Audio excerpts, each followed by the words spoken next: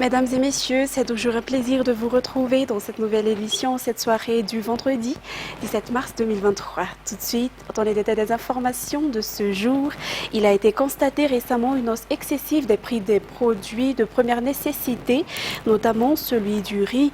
L'équipe du ministère du Commerce et de la Consommation a ainsi effectué une descente afin de contrôler et d'enquêter pour en connaître la raison. Les détails avec Judicaël Radjianirin. Les techniciens du ministère du Commerce et de la Consommation reviennent sur les marchés, enquêtant auprès des vendeurs sur les prix des PPN. Au cours des derniers jours, les prix de produits tels que le Vargas et le Macaluc ont augmenté jusqu'à 3 700 arrières le kilo. Les clients s'interrogent et se plaignent sur la raison de cette augmentation. Ainsi, afin d'obtenir une réponse claire, le ministère l'enquête sur les factures et les bons de livraison des distributeurs pour voir s'il y a des abus. Le circuit de distribution des marchandises a également été vérifié en conséquence. Analakil et Maaz ont été les lieux visités inopinément pour un contrôle ce jour à Antananarivo. Dans d'autres régions, il y a déjà des inspections effectuées par le ministère du Consommation et afin de contrôler le prix du riz, le ministère continue de distribuer le Vartins dans de nombreux Fukuntagnes. Dans un tout autre sujet, l'insuffisance du réseau de distribution d'électricité est l'une des causes des délestages qui affectent la population d'Antiran, de la région d'Iana et des communes environnantes. L'électricité produite localement peut pourtant satisfaire les besoins de la population. Ce problème doit être résolu conjointement avec la Jirama et ses entreprises partenaires dans un délai de 2 mois selon les instructions données par le ministère de l'Énergie et des Hydrocarbures lors de sa visite sur les lieux. D'autre part, la production d'énergie verte faite par le gouvernement à Antiran en avance progressivement pour éviter le coût élevé de l'électricité. Les détails avec Andina Martina et Natera Koutumavu. Il existe deux types d'énergie qui alimentent en électricité les habitants d'Antiran, la capitale de la région d'Iana. Il y a la production à partir de groupes, une collaboration de la société d'État Jirama avec la société Enelec.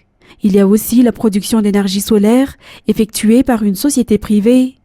En général, Antiran n'a pas de problème de production d'électricité car cette dernière est encore suffisante pour les besoins de la population locale. Cependant, les usagers subissent souvent des pannes de courant.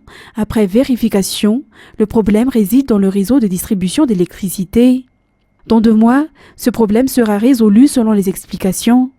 Et d'autre part, Antiran est également entièrement hybride. Cette localité dispose déjà de 7 centrales solaires à Ankourk, Ramin, produisant 2,4 MW. La deuxième phase du projet, qui ajoutera 5 MW supplémentaires, démarrera bientôt, selon les explications de Soul Anjiamanamsu, ministre de l'Énergie et des Hydrocarbures. C'est également sur cette centrale de Ramin que sera installée la centrale éolienne. Tout cela afin de réaliser le vélin du président de la République visant à fournir de l'électricité pour tous. La Banque africaine de développement (BAD) renforce sa coopération avec Madagascar et son appui à la réalisation des objectifs du PEM. Laïla Mokadem, la directrice générale de la BAD pour l'Afrique australe, a rencontré le président de la République, Andradouane. L'appui aux efforts de Madagascar dans la lutte contre l'insécurité alimentaire et l'accélération du développement de la production d'électricité figure parmi les contenus de la discussion. Le projet Saoufk était l'un des sujets abordés durant cette rencontre. Les détails avec Judicaël Radjianirin et Ant Radjebi.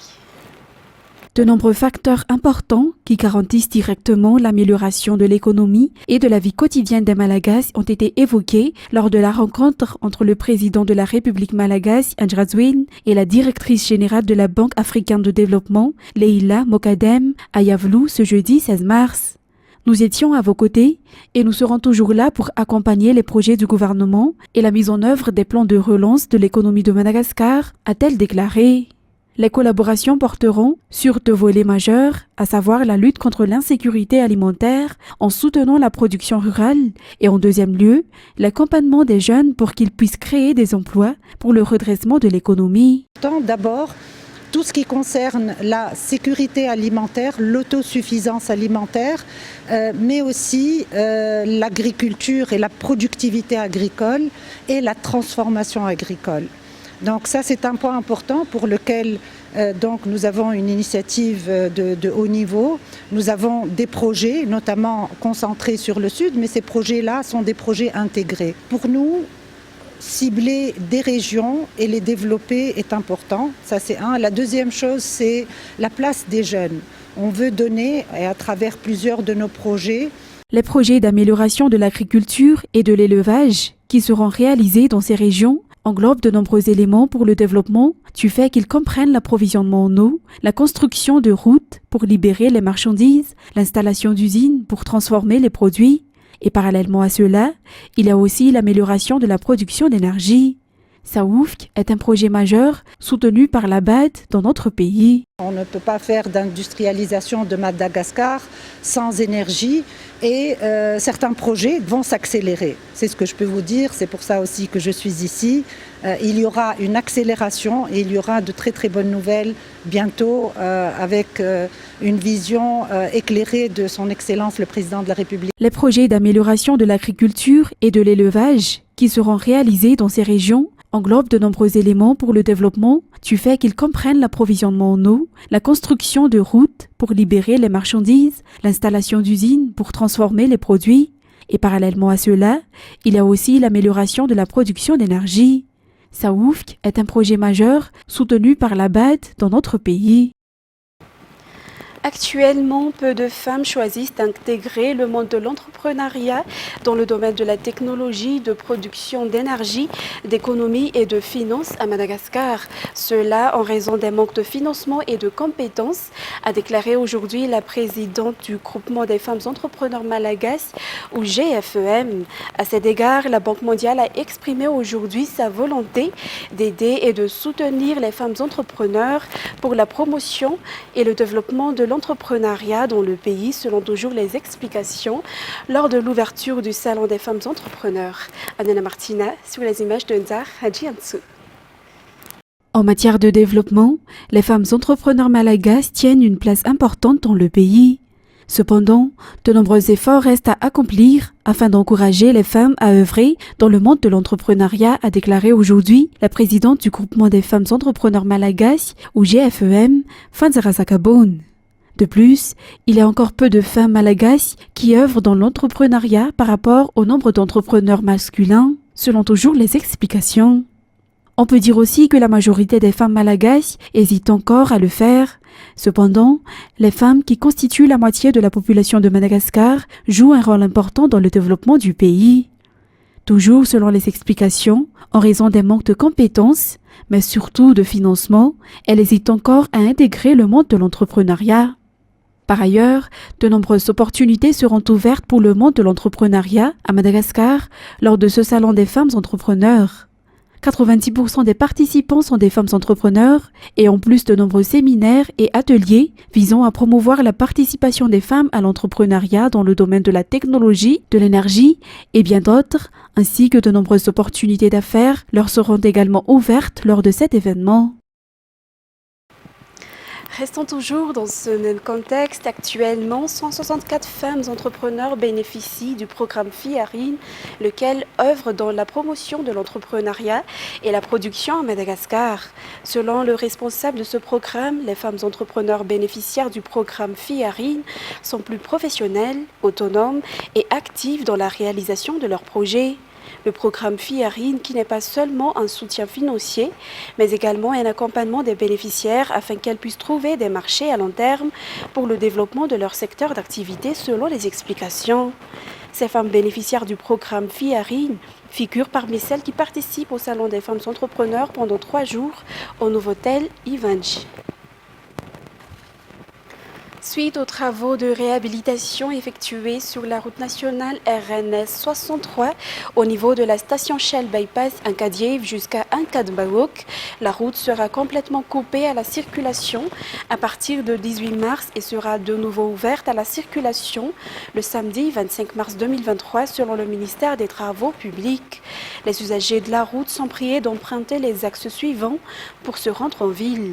La route nationale numéro 7 passant par Indouaranfou, Djibouti, Danzoumbatu, Andjefana-Boudzanaraj, Anous, la route reliant le rond-point d'Alassour allant vers Manchsez et Ambandi, et la rocade y arrive allant jusqu'à Ankourjan et ses environs. La circulation sera rétablie après l'achèvement des travaux. La ville d'Antirabé procède actuellement à la réhabilitation des rues et la rénovation de l'apparence de la ville en vue de la célébration de la fête de Pâques. En effet, c'est toujours l'affluence à Antirabé durant cette période, ce qui favorise également le tourisme local. C'est d'ailleurs la raison de la rénovation de l'aspect de la ville menée par l'administration municipale, selon les explications. Viva Antirabé.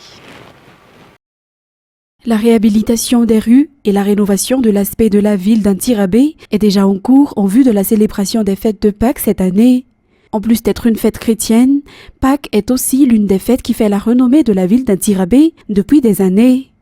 L'administration municipale prépare déjà l'accueil de cette fête sous tous ses aspects. Ainsi, en plus de la rénovation de la ville, de nombreuses activités sportives auxquelles tout le monde peut participer dans des compétitions, des matchs de football et de basketball, de pétanque et bien d'autres auront lieu selon les explications du docteur Ouno, maire d'Antirabé. Par conséquent, tout le monde aura sa part lors des fêtes de Pâques, car divers événements seront organisés par la commune, en plus de ceux habituels qui se déroulent devant la gare et sur l'avenue de l'Indépendance. Et en ce qui concerne maintenant les actualités internationales en France, plusieurs villes françaises ont été jeudi le théâtre de manifestations, parfois violentes, à la suite du déclenchement de l'article 49.3 par le gouvernement pour faire passer la réforme contestée des retraites. Reportage sur les images de France 24. Le 49.3 décrié dans et devant l'Assemblée nationale. Juste après son utilisation par le gouvernement pour faire passer la réforme des retraites, des manifestations spontanées ont émergé un peu partout en France. À Rennes, Marseille ou encore ici, place de la Concorde à Paris, des milliers de personnes se sont rassemblées, révoltées. C'est une grosse déception puisque la démocratie veut qu'on vote pour des représentants qui ensuite eux-mêmes vont voter pour les lois. Et en l'occurrence, là, la démocratie n'a pas pu s'exprimer telle qu'elle est représentée en France. On s'y attendait, mais non, même pas de discussion avant, même pas un vote juste pour savoir un petit peu qui allait être contre ou pour. Direct le 49.3, non, c'est dégueulasse quoi. Des rassemblements qui ont duré jusque tard dans la soirée et ont été émaillés par plusieurs débordements, comme ici à Paris, où des poubelles ont été incendiées. La police a dispersé les manifestants et arrêté plus d'une centaine de personnes. De leur côté, les syndicats ont appelé au retrait de la réforme. Malgré l'ensemble des mobilisations massives, il n'y a pas eu de réponse. Donc il est encore temps de retirer ce projet, c'est le message qu'on veut envoyer. Et puis on continue la mobilisation parce que la partie est loin d'être finie. L'intersyndicale appelle à une nouvelle journée de mobilisation partout en France le 23 mars prochain. Au Sénégal, des quartiers de Dakar ont été jeudi 16 mars le théâtre de scène de heurts entre jeunes Sénégalais et forces de l'ordre pendant la comparution de l'opposant Ousmane Sonko dans un procès dont pourrait dépendre sa candidature à la présidentielle 2024. Toujours avec France 24. L'ambiance est électrique à la sortie du procès d'Ousmane Sonko. Les sympathisants des deux partis s'affrontent, ils sont dispersés par les forces de l'ordre. L'audience aura duré près de 5 heures et s'achève par un renvoi. Une satisfaction pour la défense d'Ousmane Sonko qui invoque des raisons de santé. Des confrères ont utilisé le terme gazé pompé dans leur voiture. Et le président Ousmane Sonko également a été par un professeur de médecine examiné. Et le professeur a décidé que son état était sérieux et qu'il devait être également hospitalisé. Une tactique visant à faire traîner le procès selon Mambagnan, qui accuse Ousmane Sonko de diffamation. Il a tenu à jouer au cinéma. Je pense qu'un citoyen qui est convoqué par la justice doit se donner les moyens physiques et matériels d'arriver à l'heure. Mais il est dans le dilatoire, il est dans le mensonge, il est dans la conspiration, il fait du théâtre. En matinée, Un différend éclate entre Ousmane Sonko et les forces de l'ordre qui l'escortent sur l'itinéraire à emprunter pour se rendre au tribunal. L'opposant est extrait de son véhicule et conduit au palais de justice. Dans la foulée, des échauffourées éclatent dans plusieurs quartiers de la capitale entre les manifestants et la police. Ces jeunes ne décolèrent pas. Il va empêcher Ousmane Sonko pour qu'il soit le futur président du Sénégal. Et nous, on en a marre de Macky Sall. Tout ce qu'on veut, c'est Ousmane Sonko. On aime Ousmane Sonko et c'est tout. Toute cette journée de jeudi a donc été tendue avec en ville énormément de commerces qui sont restés fermés, d'écoles également, une circulation peu dense. Beaucoup de Dakarois ont choisi de rester chez eux et comme vous pouvez le voir derrière moi, des échauffourées sporadiques dans de nombreux quartiers de la capitale. Et pour clôturer cette édition, la Pologne va livrer un premier lot de 4 chasseurs bombardiers à l'Ukraine, a annoncé jeudi le président polonais Andrzej Duda, ce qui constituera la première livraison de ce type par un membre de l'OTAN. France 24. Après les chars occidentaux, des chasseurs bombardiers bientôt envoyés en Ukraine. Une petite révolution, car ces avions appartiennent à la Pologne. Et jusqu'à présent, aucun pays de l'OTAN n'avait donné son feu vert pour la livraison de tels appareils à l'Ukraine. Varsovie vient de franchir le pas. Dans un premier temps, dans les prochains jours, nous allons transférer 4 appareils MiG-29 pleinement opérationnels à l'Ukraine. Les autres avions qui sont actuellement en cours de maintenance et préparés seront successivement envoyés. Ces avions polonais datent des années 90 et sont de fabrication soviétique. Les soldats ukrainiens savent donc déjà les utiliser et les réparer. Un atout, mais pas un avantage dans la guerre contre la Russie, car ces appareils sont anciens. L'Ukraine l'a d'ailleurs rappelé, elle aimerait avoir accès aux fameux chasseurs F-16 américains, plus récents et plus performants. Les MiG ne résoudront pas les problèmes, nous avons besoin de F-16, mais les MiG contribueront à renforcer nos capacités. Une ligne rouge pour les États-Unis qui ont réitéré leur refus de fournir de telles armes à Kiev.